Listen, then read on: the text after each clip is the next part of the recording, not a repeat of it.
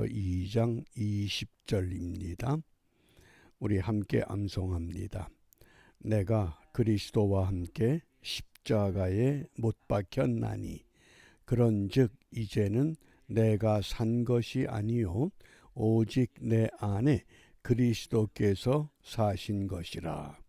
이제 내가 육체 가운데 사는 것은 나를 사랑하사 나를 위하여 자기 몸을 버리신 하나님의 아들을 믿는 믿음 안에서 사는 것이라. 아멘. 믿음의 사람, 믿음으로 살아가는 사람, 그 사람은 어떤 사람인가? 첫 번째, 내가 그리스도와 함께 십자가에 못 박혔다. 예수님께서 십자가에 못 박히셨을 때 그 갈보리 언덕에 오른편과 왼편의 두 강도가 함께 못 박혔습니다. 그러면 사도 바울이 이 고백을 할 때 내가 그리스도와 함께 십자가에 못 박혔다. 이것은 육체적인 사건이 아니라 영적인 사건을 말씀합니다. 그러니까 믿음의 사람은 영적인 것에 관심을 갖고 살아야 됩니다. 육신은 이 땅에서 세상의 조건과 환경에 따라갈 수밖에 없지만 우리의 영은 하나님의 부름에 합당한 믿음의 삶을 바르게 경주하는 것, 그것이 믿음의 사람의 첫 번째 특징입니다. 이러한 특징을 가진 믿음의 사람으로서 오늘 우리가 읽어야 할 말씀이 욥기 32장부터 34장입니다. 그동안에는 욥의 고난에 대해서 엘리바스와 빌닷과 소발이라고 하는 세 친구가 찾아와서 욥을 위로하러 왔다가 욥의 처참한 모습을 보고 위로를 하지 못하고 원인이 있지 않겠느냐, 인과응보의 원리에 대해서 계속 깨우칩니다. 그러면 시간이 지나면 지날수록 욥은 내가 하나님 앞에 어떤 잘못을 했는지 내가 도저히 찾을 수 없다고 하는, 계속 나는 하나님 앞에 정직하게 살았다는 고백을 강조합니다. 이럴 때의 마지막으로 가장 연소한 엘리후라고 하는 사람이 등장합니다. 이 32장, 33장, 34장 이 말씀은 엘리후가 마지막으로 욥에 대해서 충고하는 내용의 말씀입니다. 그러면서 엘리후가 몹시 화가 났습니다. 왜 화가 났느냐?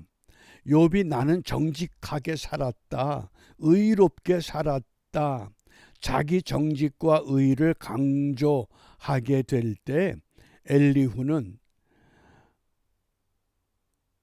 어떻게 인간은 피조물인데, 하나님이 만드신 피조물인데 우리가 어떻게 의로울 수 있고 어떻게 정직할 수 있느냐, 그것을 깨우치는 겁니다.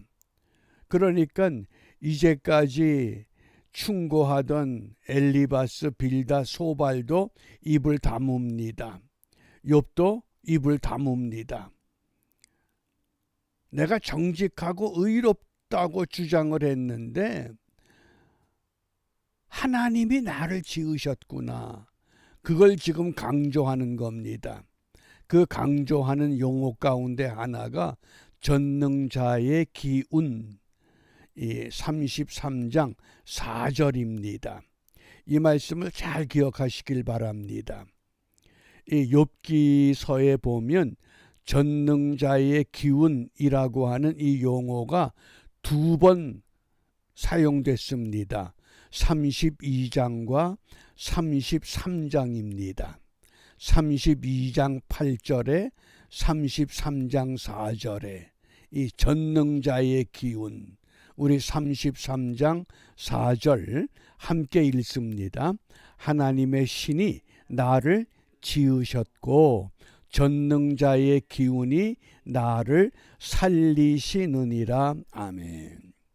하나님의 신, 이때 하나님의 신에 해당하는 히브리 단어가 루아흐란 단어입니다.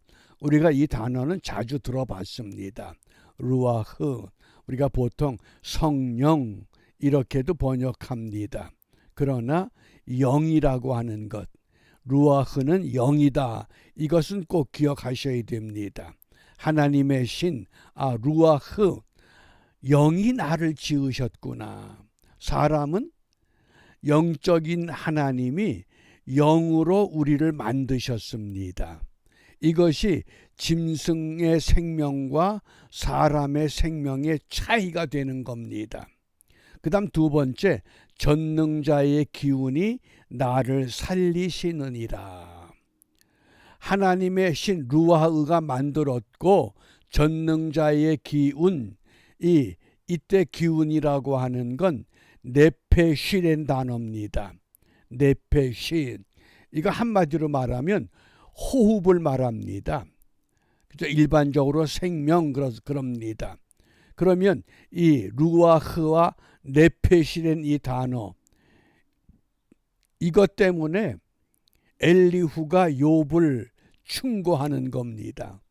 아무리 정직하게 살았고 의롭게 살았다 할지라도 하나님의 영이 우리를 만드셨고 하나님의 기운이 우리를 살리셨는데 그 하나님 앞에 내가 의로울 게 무엇이 있고 내가 정직할 게 무엇이 있느냐? 우리는 자랑할 게 없다는 겁니다. 그게 엘리후가 마지막 욥을 향해서 내던지는 외침입니다.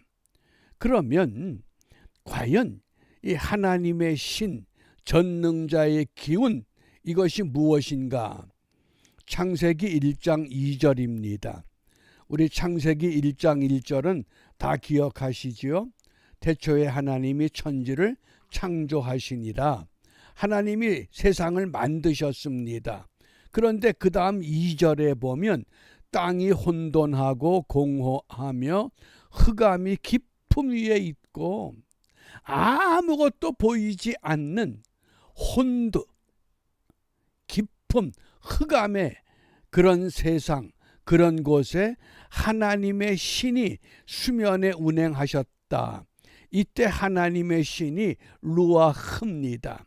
하나님의 성령이 이 혼돈을 감싸고 있습니다. 그래서 그 혼돈 가운데서 하나님이 첫째 날, 둘째 날, 셋째 날 이렇게 차례대로 세상에 필요한 것들을 만들어내십니다. 누가 만들었느냐? 성령이 만들었다는 겁니다. 하나님의 영이, 하나님이 계획하시고 하나님의 영이 만들어내시고 그 만들어내신 그 세상에 그 하나님이 성령으로 잉태돼서 육신의 몸으로 나타나신 그분이 바로 예수 그리스도가 되신다고 하는 겁니다. 그게 하나님의 신을 말합니다. 그러면 전능자의 기운은 무엇이냐?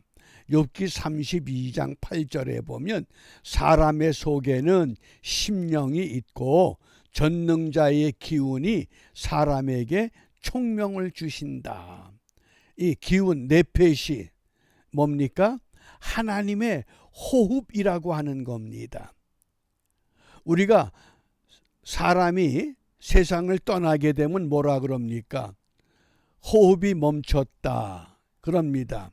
그 호흡이 뭡니까? 하나님이 주신 숨, 하나님이 주신 생명, 그것이 떠났다 그 뜻입니다.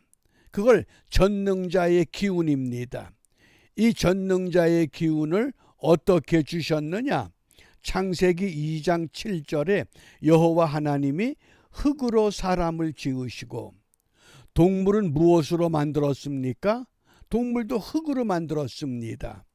그런데 동물과 사람의 차이가 어디에 있느냐?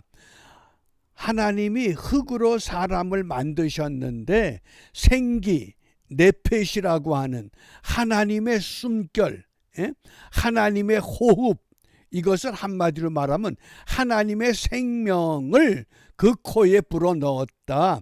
그래서 사람이 살아있는 영적 존재, 생명이 되었다. 그 말씀입니다.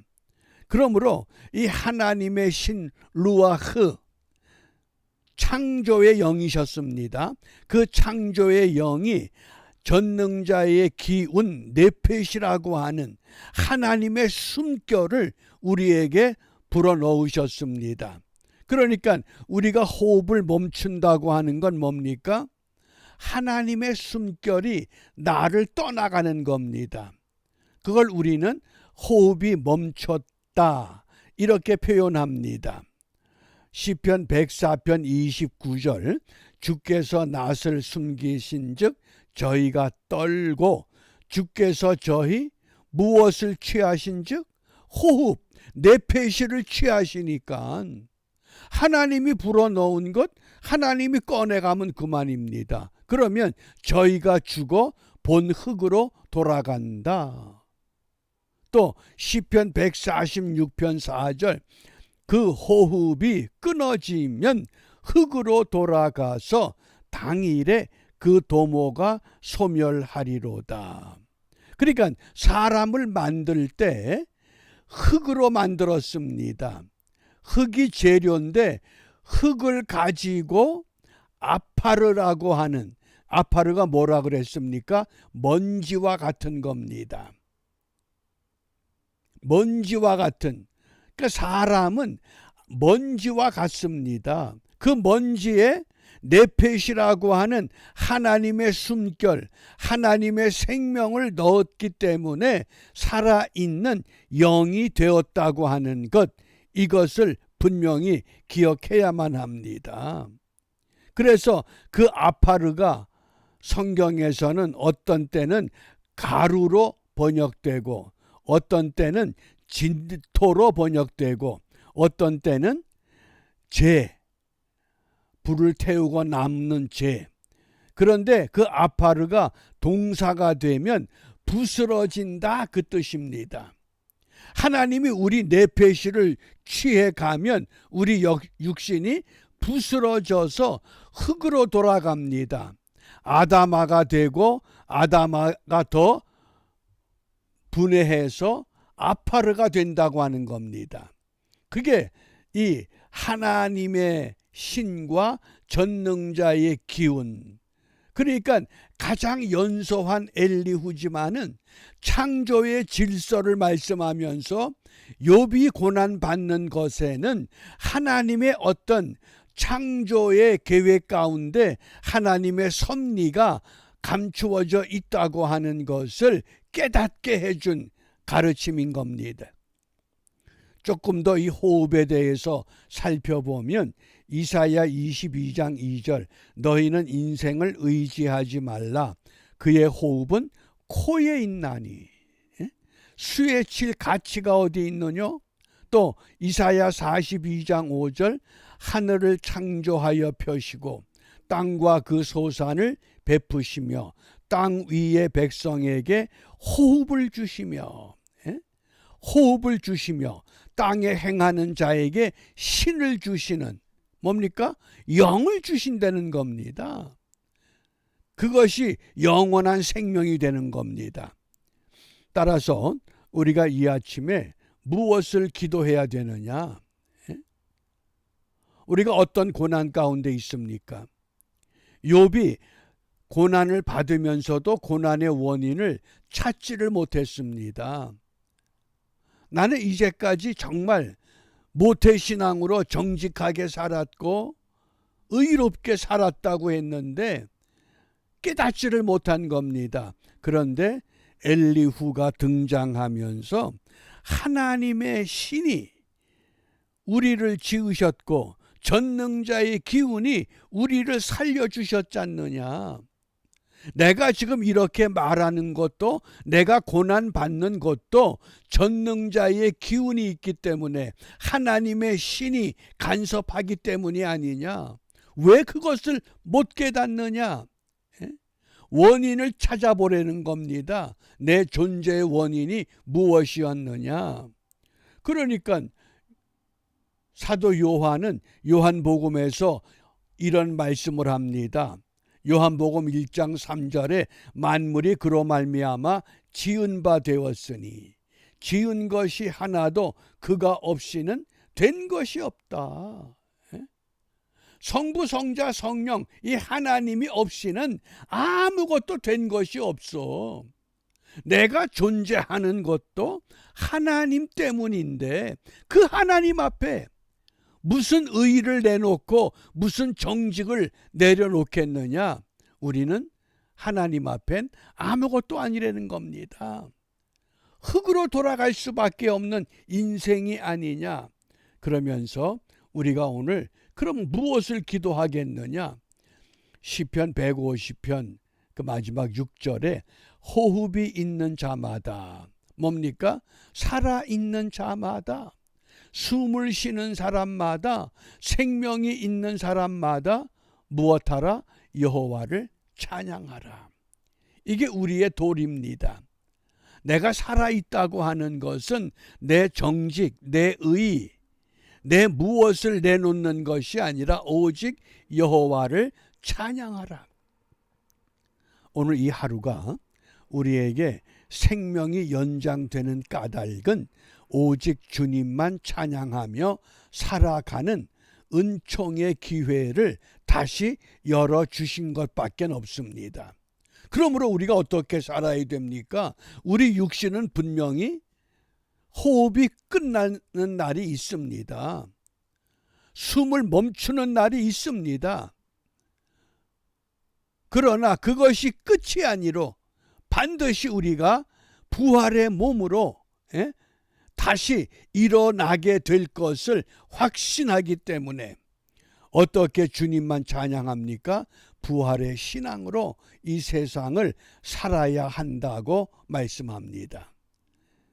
부활의 신앙으로 영원히 죽는 것이 아니라 다시 살아난다고 하는 확고한 소망 가운데서 오늘도 우리의 믿음의 발자취가 이 땅의 사람들과 어울려서 세상의 흔적을 남기는 것 같지만은 소망이 없는 발자국이 아니라 부활의 소망이 있는 발자국을 찍으면서 믿음으로 승리하는 우리 모두가 되시기를 바랍니다. 기도합니다. 은혜가 풍성하신 하나님 감사합니다. 욥의 긴 고난과 고통 가운데서 가장 연소한 엘리후의 입을 열어 하나님의 신이 지으셨고 전능자의 기운이 살리신다고 하는 창조의 섭리를, 창조의 신앙을 깨우쳐 알게 했던 것처럼 비록 저희들이 이 땅에서 육신은 고통을 받고 병들고 상하고 약해질지라도 우리의 속은 날마다 새로워져 오직 주님만을 찬양하며 살아가기를 소망하오니 비옵나니 부활의 신앙으로 이 땅에 생명의 흔적을 새기며 살아가는 우리 모두가 될 수 있도록 축복하여 주시옵소서. 예수님 이름으로 기도합니다. 아멘.